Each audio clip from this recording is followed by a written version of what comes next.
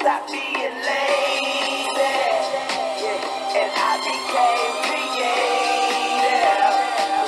And I learned how to create it. And now that pride's for me.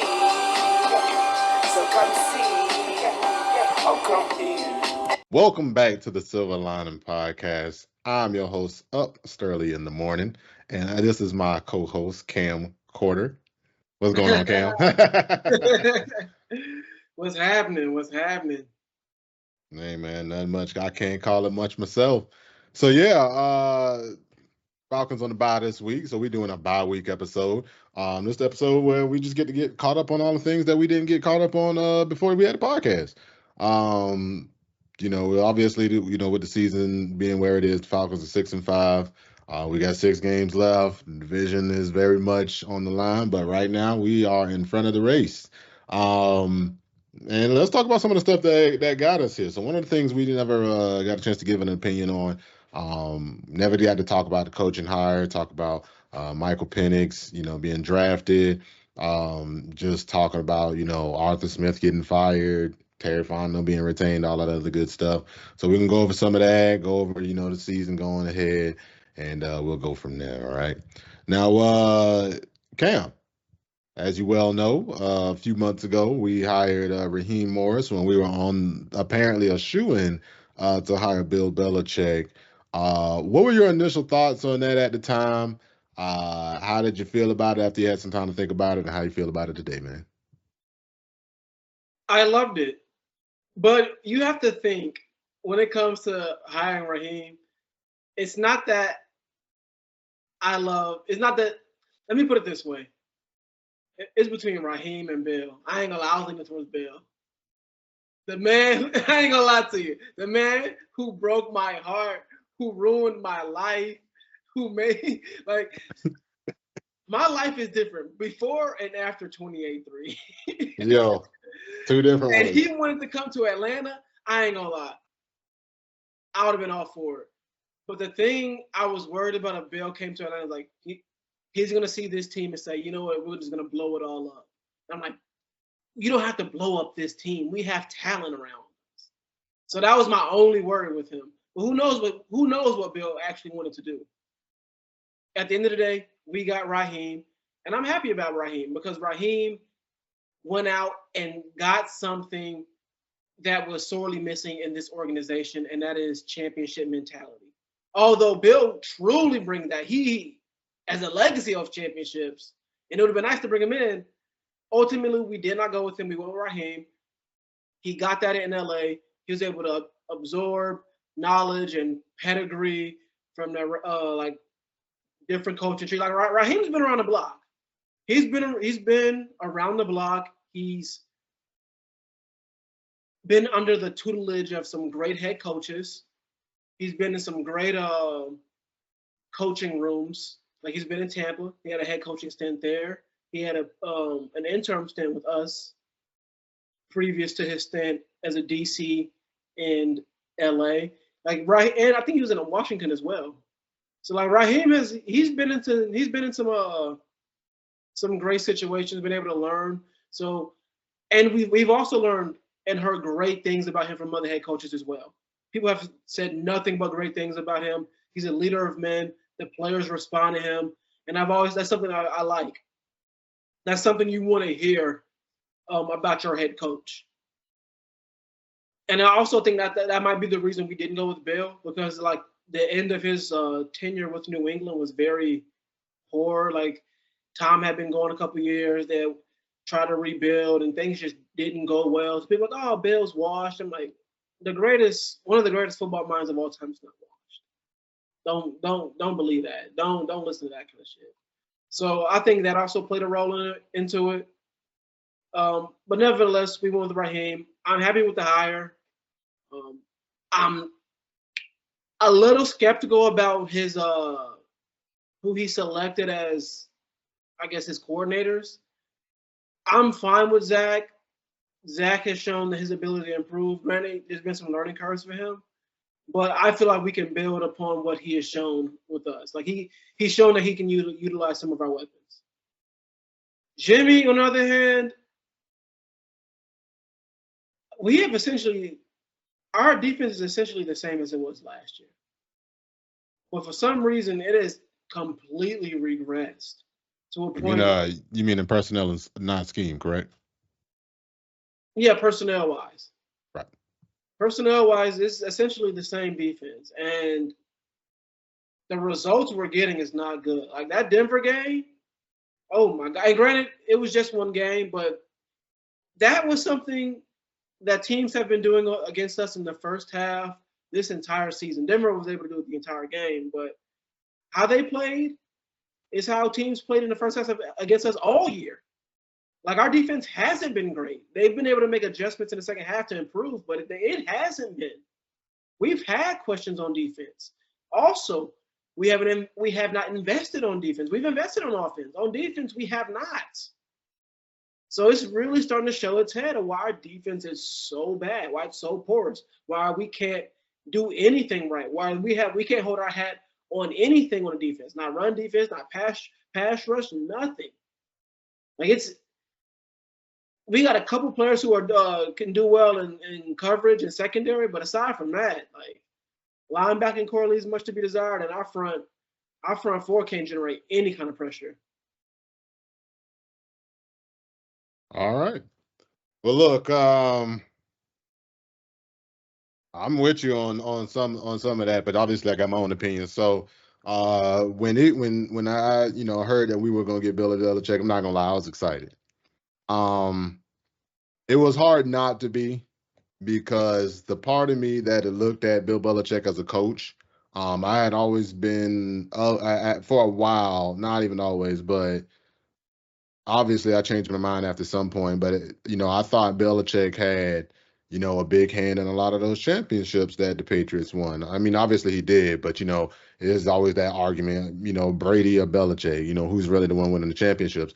And I'm like, I remember watching some of those games. I remember when Bill Belichick held the greatest show on turf, the 17 points in the goddamn Super Bowl. I remember, actually the one against the Panthers way back when, way back when was a shootout. I think it was 29 Yeah. 30. I mean 32 The only 29, time I whatever, remember whatever. rooting for the Patriots in the Super Bowl. But like the craziest thing for me was watching them. I think what colored a lot of my perception of that was, watching it in real time and watching, Brady like develop from a guy who looked like a game manager to like being like the GOAT. You know what I'm saying? And so it makes you wonder, who was really leading. And then a lot of times they could get players to come on cheap contracts and people want to come there to win the championship. But a lot of what I heard in that organization was that they played under Belichick, but they played for Brady. You know what I'm saying? Like guys really wanted to like buy in for Brady, and then Brady also helped them financially because he would take pay cuts because his wife was a billionaire at the time, so he taking a lot of pay cuts, and they able to sign, better players. And so I was in this mix of, man, we can get a guy because the number one thing I wanted more than anything was a coach with previous head coaching experience. I know we all want to get like a coach that's the next big thing. We all want to try to get, the next Kyle Shanahan or what have you, the next Sean McVay. These guys who had no previous head coaching experience, and then they come in into a wealth of success. Like each of those guys have been to two Super Bowls. Sean McVay's won one. But since Arthur Blank has been the owner of the Falcons, he hasn't hired a single head coach that hadn't had experience before. Jim Mora was a new head coach in the NFL. Bobby Petrino was a new head coach in the NFL. Mike Smith was a new head coach in the NFL. Dan Quinn was a new head coach in the NFL. Arthur Smith, new head coach in the NFL. That's five coaches. Almost all of them, except for Petrino and Arthur Smith, found early success, and then at some point, something that appears to maybe be a lack of experience seems to kick in, and they seem to have a hard time righting the ship, right? Like Jim Mora, they came out, went 11-5. We went to the NFC Championship. And then the next 2 years in 2005 and 2006, we came out the gate strong. like 5-2 or 6-2 or something like that, and then we missed the playoffs both years, right? And then with Mike Smith, we went to the playoffs 4 out of the first 5 years. Had winning seasons for the first 5 years. Went to the NFC Championship in 2012. The team had a couple of rough drafts and gave up a lot of assets for Julio Jones, and then the team imploded. And Mike Smith, the product he was putting out there, wasn't good. And then in his last game as the head coach, when Arthur Blank said, "Hey, we pretty much moving on, barring a good playoff run," and so we got a game where we got a losing record, Panthers got a losing record, everybody got a losing record, but your job's on the line and you got a chance to actually save it, and your team comes out flat and you guys get blown the fuck away in the first half of the game at home with your playoff hopes on the line. You get blown away. And then, with Dan Quinn, we're not gonna rehash that, but the early success, the back-to-back playoffs appearance, Super Bowl appearance, and then, the last 2.5 years of Dan Quinn, it was just a straight downhill. The team started coming out looking unprepared, whatever. And then, Arthur Smith's tenure. Bad as hell. You just see like a bunch of repeats. Like I had to give a whole history lesson to talk about all of the stuff we done seen with head coaches and all of these coaches, and they all look similar. And so I'm like, what's wrong with a retread head coach? Belichick was a retread when he went to New England. Pete Carroll was a retread. Andy Reid, retread. A lot of these coaches are good coaches, but there is no substitute for experience. And they didn't get that, that first time was just the first time, and they had to learn and go through some things, and then they grew through those things, and then they say, hey, the next time I get in the head coaching position, I'm not going to make the same mistakes that I made before. Right? And so there was that whole thing. I wanted a coach with experience. That was huge to me. But Belichick has had an alarmingly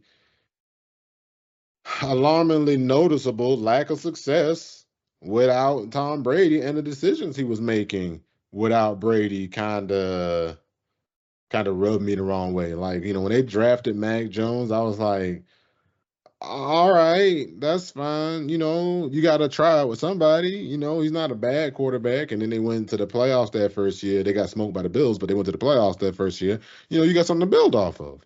And then, I think Josh McDaniels get hired off somewhere, and they don't hire him an offensive coordinator with offensive coordinating experience, with head coach experience. They hire Matt Patricia. And I'm like, yo, man, what the hell are you doing, Bill? Right. And then I don't think he had a quarterback coach either. And so your sophomore quarterback that you just made the playoffs with, you bring him back and you don't get him an offensive coordinator that has offensive experience, that has offensive play calling experience. You don't get him a quarterback coach. I'm like, oh, okay. So I don't think you know how to develop a young quarterback, really. Like, maybe that's one of them things that I'm like, was Brady developing in spite of you? Because maybe that's why I thought of him as a game manager for the first half of his career until he started like becoming amazing. Well, maybe not the first half, because 2007 I think was that year they went undefeated, and he was good before then. But for the first like 6-7 years of his career, I didn't really think much of him as a passer. But yeah. So like I said, I wanted that, but I couldn't help but look at that, right? And then when we hired Raheem, I was kind of surprised, because I remember thinking, all right, it's in the bag, we're getting Belichick. I was like, all right, whatever. I like that. I'm happy about that. And then when I saw that we hired Raheem, I was like, it's not what I was expecting. But I'm not against this. Because I remember Raheem, he had a winning season with Tampa. They missed the playoffs, but they went 10-6. That was the same record that Bill Belichick had in his lone playoff appearance without, post Tom Brady. And then, they shot the bed the next 2 years. That's the same thing the Patriots did in them last couple of years with Belichick. So I look at those as basically the same, except Raheem was 32 as a head coach at the time. And he had to work real hard to get back into that position. He was with us in the organization. We started out 0-5 the year that he took over as interim coach, and then we didn't win a lot of games. I think we only won 5 games that year. So we still went like 5-12. He still only went like 5-7 down the stretch. But he took that same team that Dan Quinn was 0-5 with, getting the doors blown off of him. And the team went 5-7. Maybe could have gone even better if not for some miscues down the line. But that he got a refresher on being a head coach, and then he went off somewhere else and came back. So I was super excited about that. Now, as far as where we are now, I think this is the first time that the Raheem way is being tested, right? I see he's real big on having belief in his guys. I don't know if he's a great X's and O's coach or if he's a great personnel gatherer, right? But the Jimmy Lake hire is looking bad. Especially because we, like you said before, so much of the personnel is the same. So much of the personnel is guys who were here last year on the team. They got 40 sacks on a team that was a top 5 run defense, on a team that was a top 5 red zone defense. And and look, this is where I try to keep perspective. We hadn't really had. I think the thing that makes the defense look bad is that I don't think we've had a game where we can say we had a good defensive performance, right? So we've had games that they were okay. You know what I'm saying? Like we gave up 30 what, 3 times? Yeah, the Tampa at home, Tampa on the road. Trying to Tampa at remember. home. Tampa at Well, home. Yeah, on the road they scored 26. We was 31-26. So Tampa, Seattle, and Denver. Um, Now, at the end of the year, Ryan Nielsen defense was getting destroyed. Like we got wrecked by the Bears. We got wrecked by the Saints in the last couple games. But save for those games, and I think maybe one other game, the defense was damn near, well, not damn near lights out, but they were really good. I think that was also them giving up, realizing we just had no hope at the quarterback position. I want to believe that, man, but boy, Nielsen is getting his teeth kicked in Jacksonville. Right? Dog. Boy, I'm like, nah, man. Some people done figured out something about his scheme or something, man, because he left with him, but them ways did not stay just with us. Like he definitely took them ways out, and then maybe they got some injuries, but whew. But so the personnel gathering now, Zach with the pick of Zach Robinson as the head coach, I'm like, I like it. I like the potential of it, but he is, a young offensive coordinator. So like we just gonna we're gonna have to have patience with him even when, he's doing good. Because we think, oh, okay, he's here. He's a great offensive coordinator. Every game should be great. And then when we have a stinker, like we did Sunday against the Broncos, you know, Zach Robinson ain't looking good, then you start remembering, oh yeah, no, Zach's young. Zach is new. Zach doesn't really have a ton of experience doing this himself. And sometimes he's gonna get tripped up and he's gonna have some bad games and bad games in a row. Because New Orleans, we only scored 17 points. And in this game, we only scored 17. I mean, this last game, we scored 6 points. So we didn't score 23 points over the last 2 weeks. Kirk Cousins has no passing touchdowns over the last 2 weeks, especially after we praised how, he was drawing up a lot of good plays for the right situations. And that's not what ended up happening these last couple of weeks. And so it's starting to show, and it's showing, and more importantly, it's showing on the scoreboard and in the win-loss column. All right. So at the end of the day, I guess I'm still in grading it an incomplete. If you ask me to grade the head coaching hire, because maybe Bill Belichick get a job, maybe he don't, and we'll never get to compare it against that.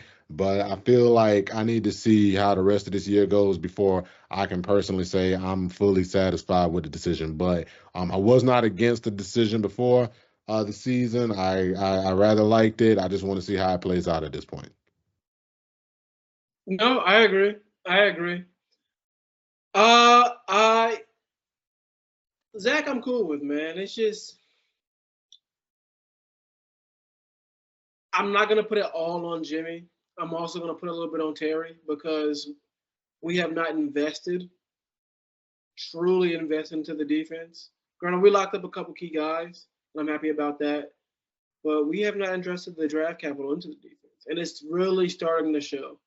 Granted, it's unfortunate that Braylon Trice tore his ACL in preseason. He was looking very promising, but it's not. It hasn't been looking good. Like especially when we could have gotten was it Jared Verse in the second round? He went in the second round when he was available. He went first to He the went Rams, first. Whatever. which is actually a great segue to giving our opinion on Michael Penix, junior pick, because we could have had Jared Verse in the building doing what he's doing for the Rams, but as a Falcon. I'm gonna be honest. I didn't like because we watched it. We watched the draft together. That's right. At the in the moment, we didn't like it, and we didn't like it because it was the eighth pick. It was like, damn, we need a playmaker on defense. Bad. Like a fiend needs a rock. Yo, we man. need one, bro. We need one, bro. But we decided to go quarterback, and I understand. You need that, Cam?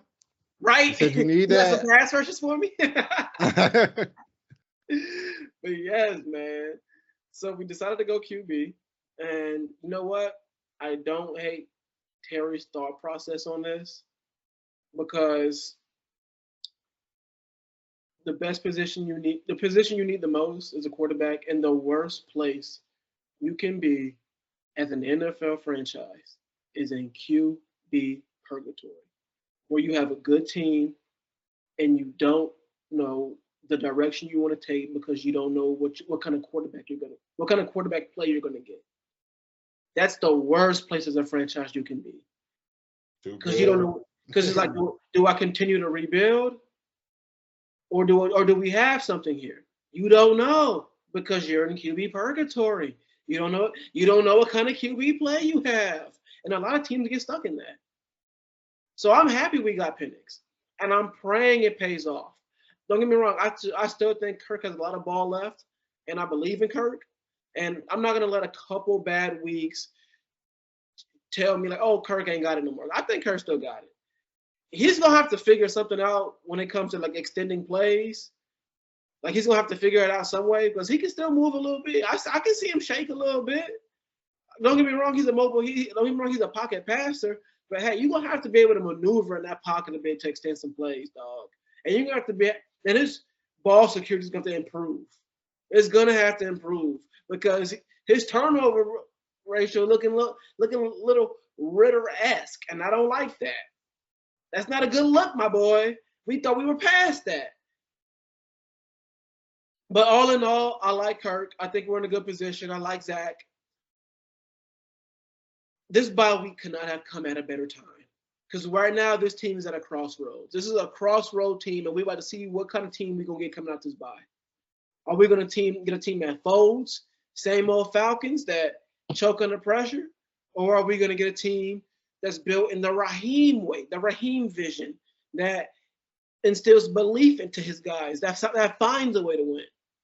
We'll see. All right, yeah. So look, as far as with Penix, and I'll give the extended thought process because it was just so funny going through the emotions that you went through when we picked him, right? So I'll start from the night of. It's the draft. We had Twains, and for those who are in Atlanta in the Metro Atlanta area, you might know where this downtown Decatur brewery / bar is. So we were in Twains. We were watching the draft. The Falcons' eighth pick came up. Obviously a bunch of people in the bar stopped what they were doing to watch. And I remember saying, yeah, it could be Dallas Turner, Latu, Jared Verse, Rome Odunze. You know what I'm saying? I was like, maybe they'll pick Roma Dunze. Maybe they'll just try to give Kirk extra weapons, right? And then they selected Michael Penix Jr.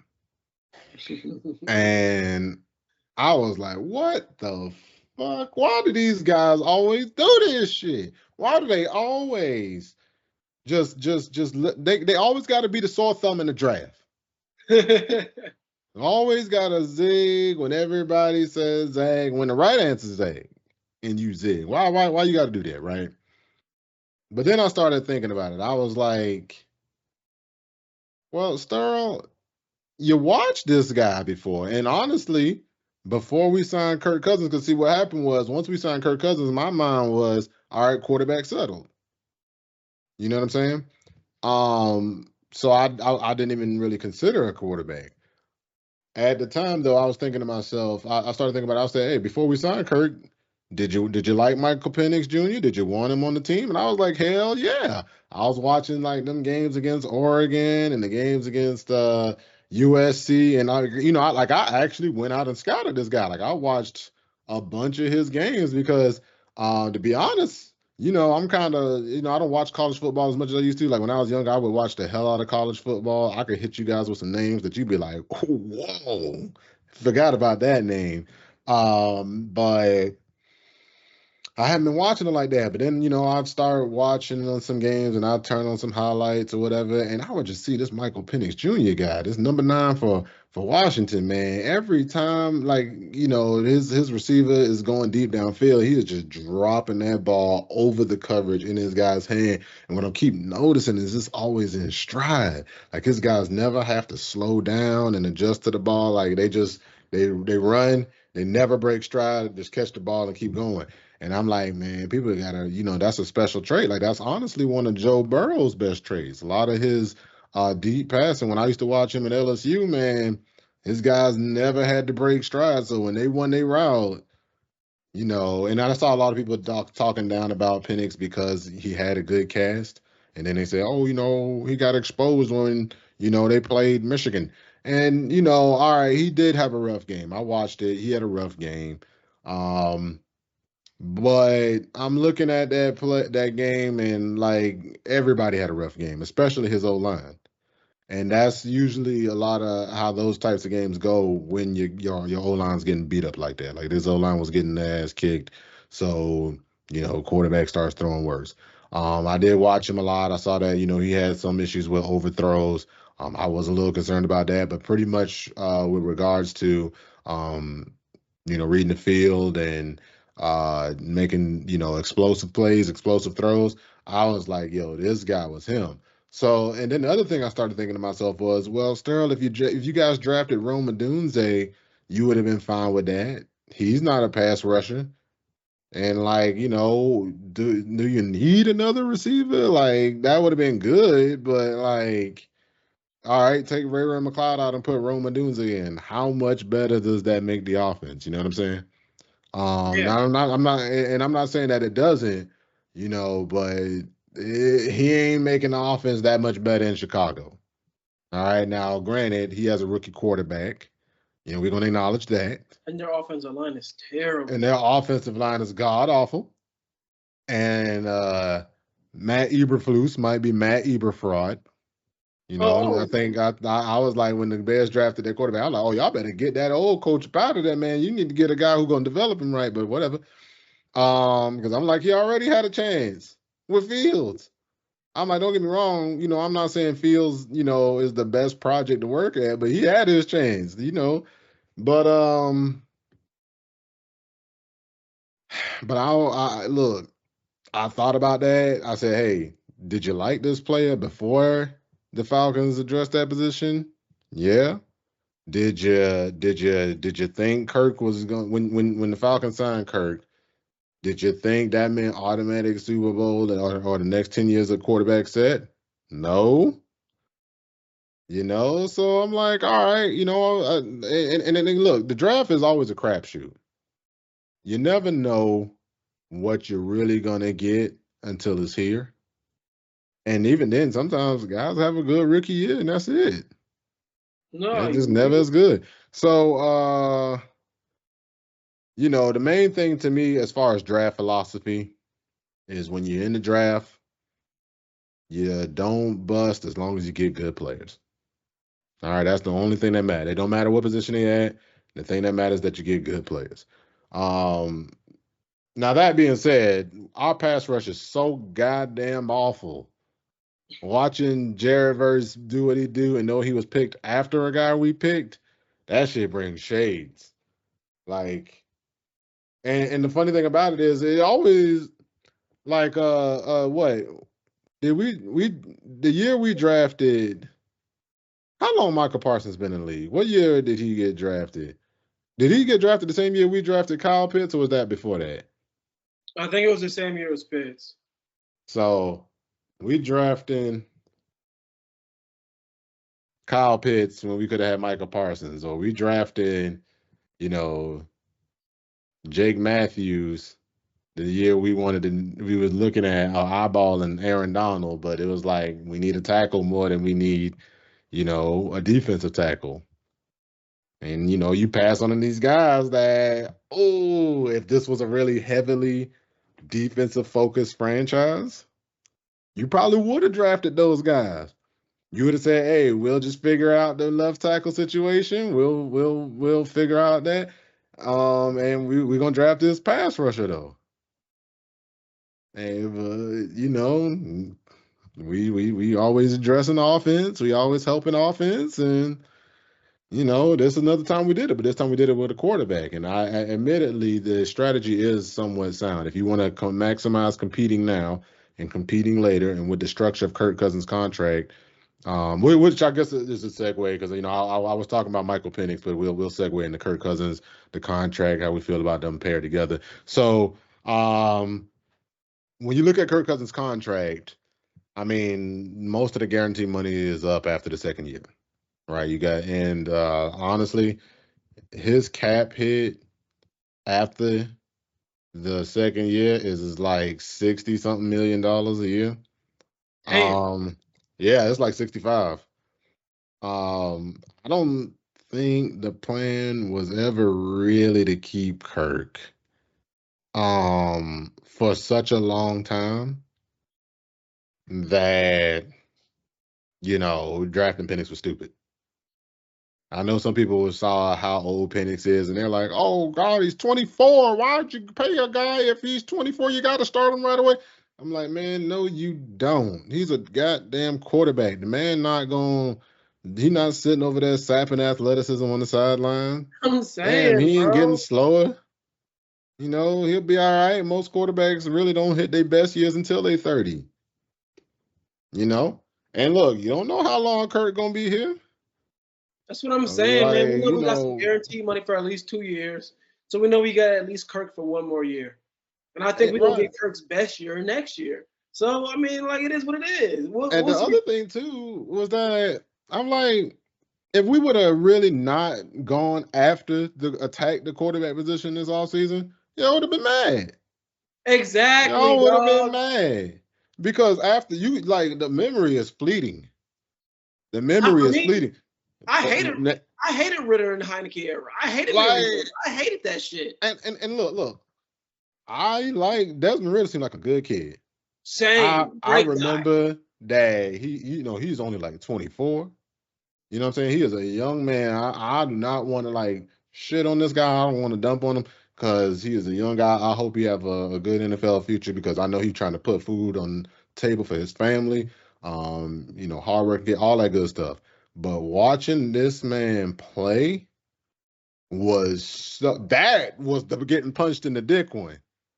That was the one. Like, like what's so funny? When I think you brought that up, referencing the getting punched in the dick. The Reddit post. I don't know if anybody watches Reddit. I know we post a lot on there.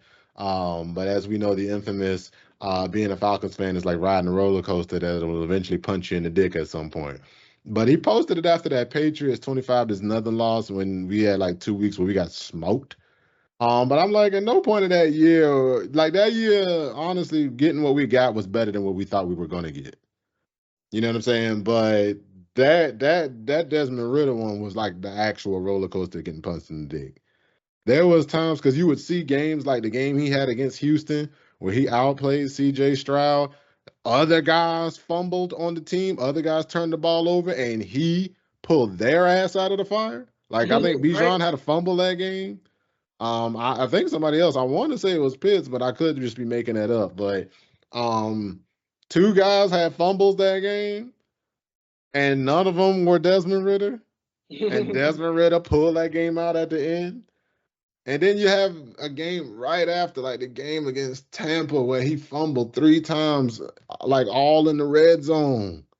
One of them walking in. One of them after he almost did the same thing the week before. Right. And then like the play, like the infamous Thursday night game with Mariota against the Panthers, where he is falling, spinning around on the ground, and he chucks the ball up. That is inexcusable for a veteran. That shit is unforgivable. Man, I'm not even gonna lie, boy. Arthur Smith had a let me tell you something.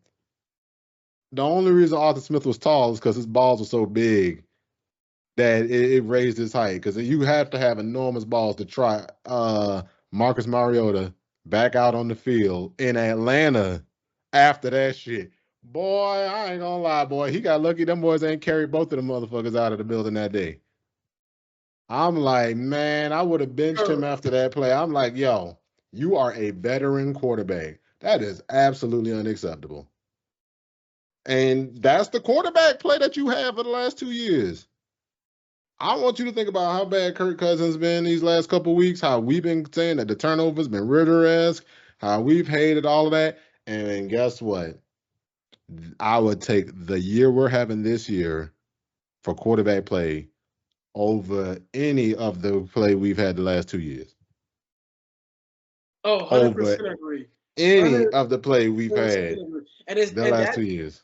and that's why I love the Penix pick so much, because we at least went out of our way to try to solve the quarterback problem. Now we got Kirk at the helm, Penix cooking. We've seen that this formula works. Hell, even Tom Brady didn't play initially. Didn't Tom Brady play like it was his second year, right? Second year, It yeah. was his second year, so he had a whole year to sit. Like, I'm loving the quarterback development of Penix. I'm thinking this is a good thing for us, especially considering we have not invested a lick of draft capital in defense. That's honestly what we can do this upcoming draft class. We kind of got the offense situated, maybe draft another offensive lineman, but really strengthen our defense.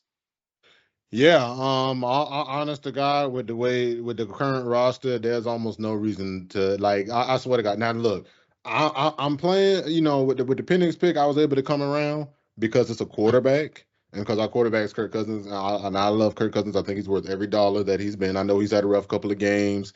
Um, and don't get me wrong. Now, they were rough for me. Like I was not. Hey, the fun part about having a podcast is you could take all this shit to the bank. When I say I was pissed, y'all was here. Didn't even release the damn episode on the same day. I was so damn high. And Kirk Cousins was one of the main guys I was mad at. All right, like we put that on Kirk, that loss on Kirk. But let me tell you something: money well spent, and with the structure, we can get out of that and get Penix in at any time. Kirk, just do what we need you to do for these next couple of years. Hopefully, you can lead us to some success. But if not, you know who over your shoulder. All right. Um, but as far as development goes, so one of the things I've been noticing, I think because I think I actually touched on this in another episode that was supposed to be for this one, but when these things strike the mood to hit you, you can't help yourself. But when we talk about quarterbacks being developed, so many quarterbacks today are just thrown in the fire, which I believe is a trend that started from that 2008 season where Matt Ryan and Joe Flacco both led the Falcons and Ravens respectively to two playoff appearances, and repeated and sustained success early in their careers. And so then these teams just say, "Hey, everybody do it. That's just how you do it." And sometimes it works out. You throw your Cam Newtons in the fire, you throw your Andrew Lucks in the fire, but And both of which, by the way, both of those guys were guys that were hurt because they were thrown into the fires with teams that weren't necessarily fully developed. But as far as offensive line, um, but Cam's sure injuries came later. But I like to think that a lot of times when you have injuries that linger like they did for him, they built up early. They built up early. It just didn't hurt him then because they were young. But yeah, you see Caleb Williams, he out there struggling. Drake May started. Drake May's okay. He's okay, but they didn't start him right out the gate. They gave him some games, and then they say, hey man, let's see what the rookie got. Who else is a rookie this year? Jaden Daniels actually getting brought along really nicely. Bo Nix is starting to look like he's got brought on really nicely. JJ McCarthy's out for the year. Michael Penix got drafted and he's sitting. Um, who else got drafted recently? We know Justin Fields. Like Justin Fields, he's struggling to keep his spot in the league right now. Just, I think better development. I mean, he needed to be better too, but I think better development would help because when they first originally brought Fields out there, I thought they were running kind of a clown show. And I think Eberflus is Eberfried, so I think he might have ruined Justin Fields a little bit. Trevor Lawrence ain't looking good either. Trevor Lawrence is looking like mid. Drake You know what I'm May, saying? not so much either. Who else? Sam Darnold he's beatable. He doesn't look like a world beater. Nah, he's definitely lying. He still got some of the old Sam in there. When you go to bad franchises, that's just what happens. Somebody posted on Reddit. They was like, they posted a picture of Geno Smith, Sam Darnold, and they was like taking bets on when Zach Wilson becomes a Pro Bowler in a couple of years. Oh And shit! they was like, yeah, all of the quarterbacks that used to get play for the Jets, they got drafted by the Jets and go on somewhere else and have good success. I You know what believe I'm saying? Like hell, Baker Mayfield, they trotted him out there the year he was injured, and now look at him now, whatever. Um, but yeah, I think drafting Penix, developing him is a good move. I thought, even at the time, I said, yo, we need, and it was funny. I was jokingly said, why don't these teams just attack the quarterback position? It's the most important position on the field, right? I would sign a guy and draft a guy, and you know what? Let the cream rise. You know what I'm saying? If the guy I sign is the guy, because to me, the only thing that ever matters at the quarterback position is that you get your guy. All right. I brought this up early in the season when we talk about look at the 49ers, right? They were paying a guy, Jim Garoppolo. They drafted a guy that they traded up for, Trey Lance, and that trade should have fucked that team up. And they should have had to take them pieces together, and they should have fired John Lynch and fired Kyle Shanahan over that shit. But it didn't matter because then they drafted another guy with the last pick of the draft named Brock Purdy, and the rest is history. And the reason that worked out for them is because it didn't matter that he was that he was the very last pick of the draft. It didn't matter that you spent a bunch of picks on Trey Lance. It didn't matter that you were paying Jimmy Garoppolo. The only thing that mattered was that you got your guy. You paid Kirk Cousins. You draft Michael Penix. Hell, maybe we should draft another quarterback in the 7th round next year. There was another situation that happened. 2013. Seattle signed who was it? Matt Flynn. Matt Flynn, yep, off that one game. They drafted Russell Wilson. Yeah. It was 2012. It was 2012 they signed him. It was 2012. It was 2012. And then the following year it was the year we went to. Yeah. We went to the NFC Championship. Man. So look, the only thing that matters at the quarterback position is that you get your guy. So if the Falcons think they got their guy in the building, that's great. But heck, if they draft another guy, and Michael Penix injury prone. All right, he got a little bit of a history of injury, so I think Penix a good prospect. But shit, if we move on from Kirk and Penix get hurt, and whoever the hell we drafted out, we tried out there, and he turned out to be the guy. Only thing that matters is that you got your guy. All right. Now, let's move on to this season. Reflect on everything positive and negative about the season, first half, and hopefully what we think we got going forward. Just to keep full perspective, we didn't think 6-5 was going to be where this team was. Like, I had fully lowered my expectations. I need y'all to know I went to a dark place with this team. All right, I get so sick of they shit. I was like, hey man, just show me, just don't embarrass me. Now, and I think that's why a lot of people are upset about the team now, and why everybody is like running around with their hair on fire. They playing running around like chickens with their head cut off. Um, we didn't got embarrassed 2 weeks in a row. We lost that embarrassing game to the Saints. We got embarrassed in Denver by the Broncos. All right, that's the only thing that was on the menu for this year. You know what I'm saying? I wanted a division title. I know some people was just crowning the Falcons, but I was like, hey, the Bucks done won it 3 years in a row, and one of those years was with Baker. Until we show we can do it, I ain't trying to buy that hard into it. Heck, to be honest, I didn't think the Saints year is going close to how I thought it would go. Not the way I thought it would go, though. You know what I'm saying? I thought the Saints was going to be like, somewhere between 7-10 and 9-8 or some shit like that. They trapped in purgatory. They can always be too good to get a high draft pick, but too bad to actually do anything. You know what I'm saying? Um, I thought the Bucks were a legitimate threat. I never know how I feel about Baker Mayfield, if I'm being honest. But I like Baker. I feel like he's one of those guys who, every time the NFL tries to be done with him, he says no. Yeah, And I'm a Baker guy. I'm a fan. yeah, I remember. Yeah. You said you wanted Baker over Kirk at the time, right? 100%. Yeah. Yeah. Um, But if we got Baker, I would have been 100% pissed. Pissed we signed Penix yeah, because of the age difference. because of the age. Yeah. Like, I'm like, well, why the Baker's hell like you sign 30. Baker if you don't believe in him? Because at the age he is, I mean, but with Kirk, I'm like 36 coming off injury. And that's why I like the pick, because we had no idea what kind of Kirk we were gonna get. Not for real. But then some people would say, well, why the hell you even pay Kirk like that if you wasn't sure? And I'm like, shit, that's just the cost of a quarterback these days. And we got him for it still, really. It's not a bad yeah, deal. I'm like, hey, we could be paying Dak. Oh my God, We could be paying Daniel Jones. oh yes. We could be paying Trevor Lawrence. Like, look at them. Look at those guys' contracts. Those are the guys. Like, every time you think about Kirk contract and you get mad, you remember that after next year, we can get out of Kirk contract for $10 million or less. 10 million, not a nickel less. But you can get out of that contract for 10 million, and then in the fourth year you get out free. Mm-hmm. You know what I'm saying?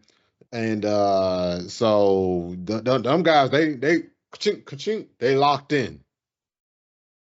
They is locked in. They are handcuffed to those deals.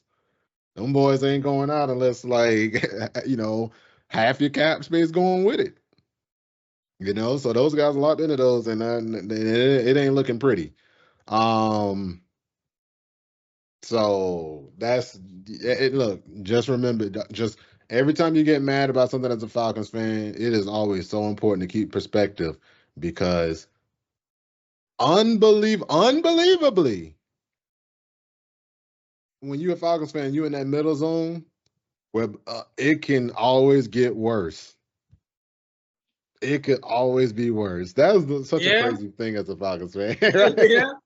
It always feels like it's doom and gloom, but I like no. I know everybody think we got the worst defense in the league. We do not. It could be worse. I know you think the Falcons made the worst move. No, you could have paid a worse quarterback. You could have drafted a worse quarterback. We could have drafted Trey Lance the year we drafted Kyle Pitts. I heard we was looking at Trey Lance. Thank God the 49ers got pressured, because they was like, God damn, you can't trade all those picks to get Mac Jones. I'm like, and then they're going to draft Trey Lance. I'm like, man, get your guy and don't listen to these people. But, They drafted Trey Lance and stopped us from doing something stupid. They did. They did. Could have messed around and drafted that guy with the 4th pick that had 1 year of D2 experience. Oh, that would have been the one that got them fired. That would have got Shanahan and Lynch fired. It would All have. right, you know what I'm saying? So and hey, hey, thank them for that one because that shit could have been us. So yeah, so speaking of perspective and thinking about how things could be better, how things could be worse, what we've seen going forward. Um, Look, the like you said, the bye week couldn't have come at a better time. The team is reeling a bit. Had 2 back-to-back bad offensive performances, 2 back-to-back losses, one to a lesser opponent that was admittedly a division rival. So like let's be real. It's a division game. I know it would have been so nice to curb stomp them. I was the main one. But that didn't happen. Then we got smacked up by Denver, but like I said, it's only one game. Now what I will say is I need you guys to not burn the house down when we lose to the Chargers and go 6-6. All right? It's not over. I promise. I promise it is not over. All right? Now, I know y'all gonna be, oiling up your rags and sharpening your pitchforks if we lose to Minnesota too. And you goddamn well should be. That would be a 4-game losing streak. All right. But even then, we still in the driver's seat. We not just around, we in the driver's seat. The fortunate part about sweeping the Bucks is that now it is not enough for them to gain the 2 games back on us. They now have to gain 3 games to take the lead, right? Mm-hmm. So, I want to give you all the confidence in the world. I'm not going to sit here and gas anybody up and tell you, yeah, the Falcons are just going to do their business, that they're going to just beat the Giants. They're going to beat the Panthers. They're going to beat the Raiders. That's 3 wins right there for 9 wins. I'm not going to tell you they're going to do all of that, but I do believe they will, right? I believe 2 of those games are at home, and 1 of those was on the road. And up until the last 2 games, the Falcons have been good on the road, but the last couple of games were both on the road. That's why they were tough. And then we're gonna have to win 1 of those tough games now. That has to happen. And the Falcons will have to beat either the Chargers, the Vikings, Commanders. All right. But I think the Vikings and the Commanders are very touchable. Now, See, the way our I said defense is the set up Broncos. is Yeah. Yeah. And this is what we're hoping for on the bye. We're hoping that finally this is our turn to get 2 weeks to look at the defense. You don't just gotta go straight through, look at the next opponent, look at film, get ready. You get to now have a week to look at your own team yes. and say, yo, we need to be getting way more pressure than we're getting right now. Mm-hmm. And like I said, Preach, brother. last game they had a lot of injuries at corner, but I'm like, hey man, look, if you pass defense shit in the bed anyway, how much worse could it get? You already shit in the bed, not sending pressure. Might as well do it. And the other thing too is we're not playing Sean Payton for the rest of the year now. Yeah, Sean Payton is actually I think the Falcons were scared to blitz Bo Nix because Sean Payton is like a screen guard. he's a If you're Falcons. gonna blitz, he knows. He always has a call for it. Like ever since we've played Sean Payton, like since he was the Saints head coach, he knew. All right. Now the Chargers is more you see what you get. I'm a little nervous about our run defense. They don't really have great receivers, but apparently you don't need great receivers to at least be a functional offense against the Falcons. The main thing we got to do though is this is the offensive driven team. I need to see the offense get back on track. And this will be the first home game for the Falcons in the last 3 games. The last 2 games were on the road, and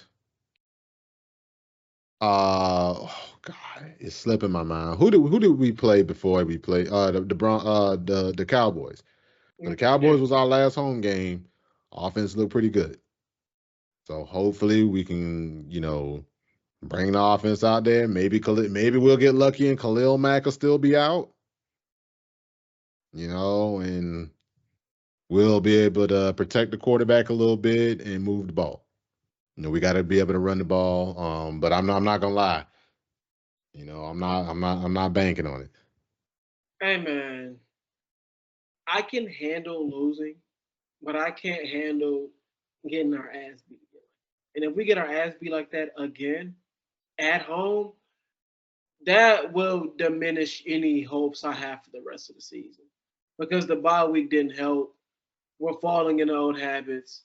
We can't exercise these demons. Falcon going Falcon. Well, But what you think about to happen for the rest of the year then? I'm optimistic. I'm believing. I'm choosing to believe in Raheem and his vision. I'm choosing to believe that this team can overcome these demons, and as our slogan has been for the season, run the South, win the division, and host a playoff game. I'm choosing to believe that. I've looked at the schedule and I've compared it to the Bucks, and theirs is way easier. They could easily win out. We have actual competition. We have to play playoff caliber teams. And in order for me to believe in this team, we are going to have to compete and beat some of these teams. Not lose, beat them. So if we lose to the Chargers, but if it's a close game and if it's a close game and our offense looks competent like they've looked earlier this season, I can live with that. Because I know going into the next week, it's an absolute must win, and the Vikings can be had. And it'd be nice to get a road win. At the same time, if we get our ass beat to the Chargers, like if it's one of those games where the defense looks how it looked against Denver, offense can't get right, so it's like, oh, we can't scheme up things, and defense then it's like, all right, it's over with.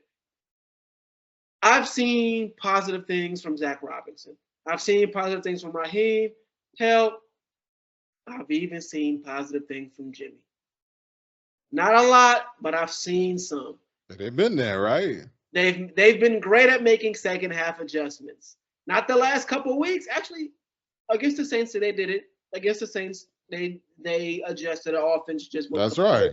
Cool missed all those kicks. Only 3 points given up. So really Perspective. But against this Denver team, a rookie, granted, it was stacked against us, Sean Payton. It is what it is. Injuries. Yeah. But fuck me, dude. Like that ass whooping was so bad. I was like, bro, we're about to choke the season away. Yeah. I'm not gonna lie. That was one of them ones that was so bad that you definitely were in the negative space about it. But I had already had that as a loss. And speaking of which, so I decided to pull up the schedule, and let's call our shots now. I'll jot them down. We'll call our shots now. We got to make this thing fun. And what are we finna put on this, Cam? We'll figure out some stakes as we go. So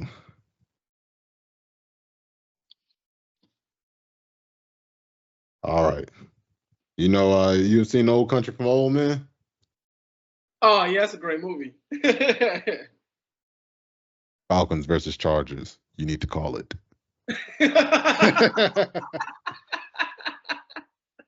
Oh God, what are the stakes?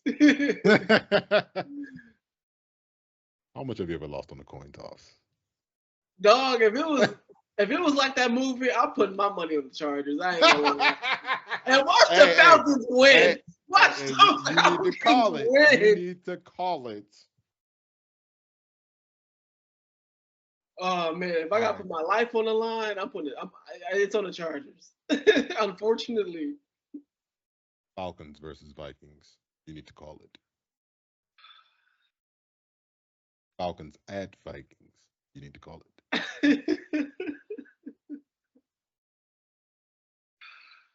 I'm taking Vikings.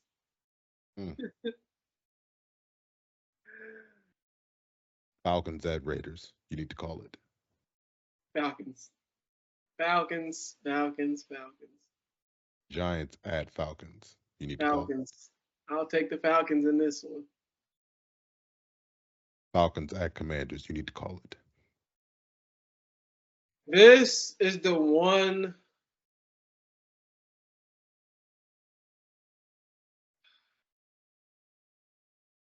Commanders. Dang, I want to believe, but I got Commanders. Panthers at Falcons. You need to call it. Falcons. I'm actually kind of scared of that Panthers at Falcons game. Dang, dude, they're gonna be playing for something.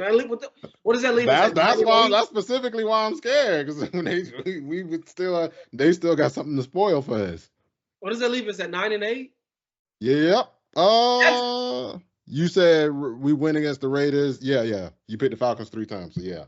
See, I don't think 9-8 is enough. 9-8 is not gonna be enough. We gotta win, and that's the thing. And that's if we win 10, and I'm not gonna lie, maybe I'm being a homer, but because the Falcons have beaten at least one team with a winning record, and we expect that the Bucs will end the year with a winning record. That means 2 more times they've beaten a team with a winning record.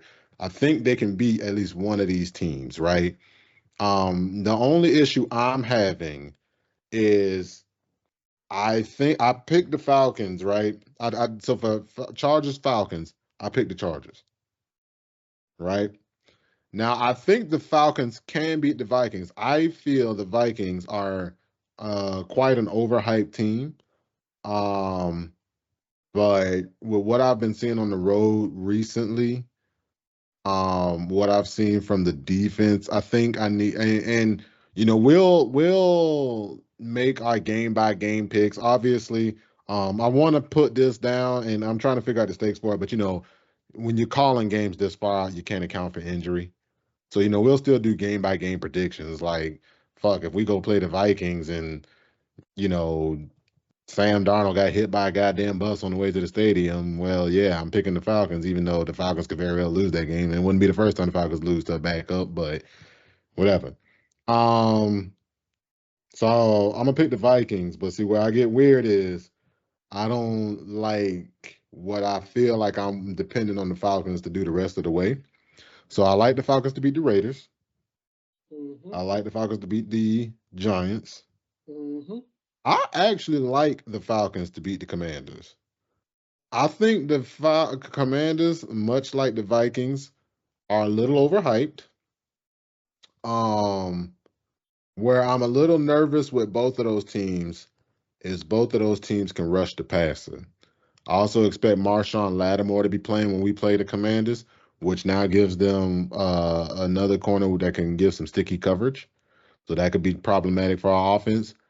But their offense is not quite as good as it was early in the year. I expect that typical Cliff Kingsbury fall off to be happening by then, which we'll see.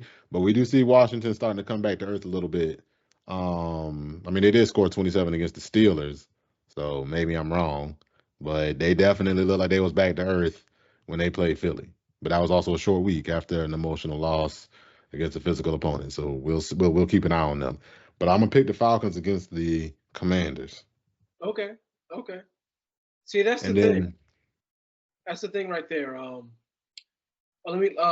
We got three teams that are in playoff contention, and we gotta legit be one of them in order to make the playoffs. At least in my opinion. yeah, If no, you're the I believe we have to win at least one. In fact, let me just go ahead and say it. So I do have the Falcons beating the Panthers for a 10-7 finish, and I do believe that that should be enough because I don't think that the Bucks are going to run the table. Right, the Bucks are 4-6. That's the worst part about being behind late in the year is that at some point you got to start stringing all your wins together. The thing I didn't like about my predictions is that I have the Falcons going on a 4-game win streak to end the year, right? They've gone on a 2-game win streak. They've gone on a 3-game win streak. They've not been consistent enough for me to necessarily believe they can go on a 4-game win streak. But obviously, 3 of those last 4 are very winnable games. It's just a matter of them beating the Commanders, who I think they can. Um, and I don't know. Maybe I'm like I said. That's why I said maybe it's some homerism. The Commanders. What the Commanders are they a game up on us or 2 games up on us? I They're a believe game it's up on seven and us. four. Yeah, yeah. So they only a game better than us. Now what the hell does that mean? But who knows? Um, the Vikings are a strange team. They're an enigma to me right now because um I don't know if I'm gonna be honest. I scouted Sam Donald a little. I never loved Sam Donald as much as everybody else, and I'm happy he's doing well. Um, but I just keep feeling like he's starting to come back to earth, and so we'll see about that. But yeah, I like the Falcons to go 10-7 and win the division. Maybe the game by game prediction's not alive, but shit, the preseason prediction's still alive. We Oh, for we sure, still for I sure. always like the Falcons to go about 10-7, and well, yeah. I hope we still got a hope for that, and the hope doesn't fringe on the Falcons having to have an amazing final part of the year. They started out 6-5. All they got to do is go 4-2. Oh, for sure, for Four and sure. two seems doable with the schedule. It's just a matter of winning one of those, taking care of the games you're supposed to take care of, and winning one of those tough ones. Yeah, we'll see, man. We'll see. I'm optimistic, but it's like what you said. Like we got to win one of those playoff games, and All we right. got 3 of them. We got 3 definite. We got to win, take care of business, and we got the Chargers, the Vikings, and the Commanders. And out of those 3, we got to win one of those. And I want to say we get the Chargers because we're coming off a bye and we're at home, but their team is built to beat us. So the best bet is either the Vikings or the Commanders. And out of those 2, I think we could maybe get the Vikings. I think if we put the Commanders, I think Jaden Daniels is going to have a field day. Dan Quinn's going to look amazing against us. I can We're see that. we're 0-2 against what? No, just 0-1. We lost against Arthur Smith, against former head coaches, and all that. Mm-hmm. So I think Dan Quinn. Yeah, I think they'll do it. I think we'll lose to Commanders. So I think the best bet for me is the Vikings. All right. So since you have us going 9-8, it's time. Since you got the Vikings going 9-8, you got the Falcons making the playoffs. You need to call it. Did I say Vikings? Since you got the Falcons going 9-8, Ah, did the Falcons make the playoffs? 9-8 will be enough because we'll have the tiebreaker against the Bucks. So you think the Bucks will also go 9-8? I do. All right. I mean, 9-8 will still be a 5-2 finish for them. Like And they, I they think can people do it against kind the Bucks. of looking at the schedule and see. Let me tell you what's funny about the schedule that they have. Well, let me pull it up actually because I need to see how absurdly easy it is because when people say, you know, oh the Bucks could win out or whatever, it's like Hey man, look, you know how many times I felt like that about the Falcons, and then I'm like, wait a minute. Everybody on the schedule looking at us thinking the same thing. Mm-hmm. You know what I'm saying? Like we used to be like, oh yeah, we got a bunch of sorry teams on the schedule. And everybody else like, yeah, we got a bunch of sorry teams on the schedule, and they talking about us too. So the Bucks have, oh shit, we might got to call this too. I ain't gonna even lie. It is easy. This is some fucking cupcake schedule. What the hell? They definitely got all the hard ones Hey, out the way early. Bucks at Giants against the, the Tommy DeVito Giants. they got the new QB bump. They got the new QB bump, but unfortunately, the Bucks come off a bye. Bucks at Giants. Bucks win. Yeah, I think Bucks winning too, bro. I could almost. I'm trying to talk myself into it. I'm trying to say, hey, it's gonna be on the road. You know, Giants coaching for their jobs. Tommy DeVito trying to, prove himself. I'm like, man, if Tommy DeVito was better than Daniel Jones, he would have been in there. He'd have been in there. I'm like the Giants. They can rush the passer, but they don't play good enough defense for that, and they don't have good enough offense for that. So yeah, I'm going Bucks right there with you. Bucks at Panthers. You need to call it. At Panthers. The Panthers. It's a division. It's a divisional game. The Panthers are playing as a team like they want to be spoiler, but I just don't think they're gonna have enough to do it. I'm gonna go with Bucks. I think I'm gonna go with Panthers. Okay, okay. Bro, I'm not gonna lie. Look, look. I'm a little bit scared of that Panthers game at the end of the year. Dog, me too, They man. Because starting I to know build we're up gonna. some momentum. They starting to get some confidence. Dog, it's gonna be like Falcons winning in, lose, and your fate's in the hands of the Bucks or some shit. I'm gonna be fucking pissed. Oh my god, if that's what happens, I'm gonna be so upset. I'm gonna pick the Panthers this time. Now watch the Panthers get beat by 40, For and the watch floor. they're gonna beat the Giants and Panthers by 40, and have my balls so sweaty they sticking to the side of my leg. All right. A repeat of the 2001 Super Bowl. Raiders at Buccaneers. Raiders at Bucks, so I'm Bucks. Bucks. Bucks. Easy. Easy. Easy. All right. Easy. Bucks at Chargers. Chargers. I'll take them too. Now, if my record for the Falcons is correct, and my record so far for the Bucks is correct, we know we would be winning the division already. Okay. Now, by your predictions, the Bucks just improved to 7-7, and the Falcons are now 8. Well, 4 games in, I'm matching the games up. Well, actually, I can't do that. I forgot the Bucks got 7, but whatever. The Bucks 7-7, and you have the Falcons with a 9-8 finish. All right. Buccaneers at Cowboys. Bucks. I'm taking the Bucks too. That's a goddamn awful game for the Cowboys. Right? Panthers at Bucks. Panthers at Bucks. Taking Bucks again. All righty. I'm taking Bucks there. Saints at Bucks. That could go either way. That could go either way. I ain't But gonna lie, I'd feel way more confident if that game was in whatever the hell they play. is that the last game of the year for them?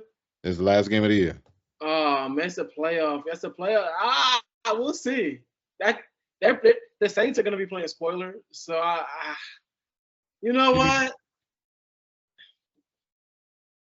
My heart tells me that it's going to be the Bucks again, but the Saints got a good chance. Who you taking? Nah. I'll take him Bucks. I'll take him Bucks. Then you got the Bucks going 10-7 and making the playoffs over the Falcons. I am gonna pick Saints. Okay. Okay. Now I'm picking Saints specifically for the reason you said, because spoiler. I don't know, man. Honestly, maybe I'm being stupid, but because they sure did hang 50 on them, and it was a legit 50. It was a legit 50, and that defense got worse. All right, but they playing with a lot of confidence right now. They putting up a bunch of points right now. Honestly, I think the Saints about to do that shit again. They about to get in that 7-10 and 9-8 range and fuck up their ability to get a high draft pick, but not make the playoffs either. Hey, I'm here for Right? it. Hey, Go ahead, get but them, guess boy. what? We in the same position to do the same thing. Well, I think that was fun. I would love to talk some more, but clearly we've run quite long. So it's just a little bye-week fun for you. Hope you had a good time. Hope you picked along, and then also, saw what you think the records are going to play out or how they're going to play out, regardless, right, of, just a random prediction. Pick each game. Pick how you think each game will go. That'll show you how confident you are, whether or not. But I don't see the Bucks winning 7 games in a row, which is almost what they need to do as long as the Falcons take care of business. Look, let's just remember that them losing to the Saints is a division game. All right. So, anything else you want to talk about from this bye week, Cam, before we get out of here? Hey, man, I think we covered a lot. I think we covered everything we need to for this bye week episode. All right, love to hear it, man. Well, look, thank you so much for spending some time with us. I hope you enjoyed the. I just dropped my mic in my lap, by the way. Hope you enjoyed some time with us. Please comment, like, subscribe, share, hit the little bell when you want to know some real niggas uploading, and peace. Peace.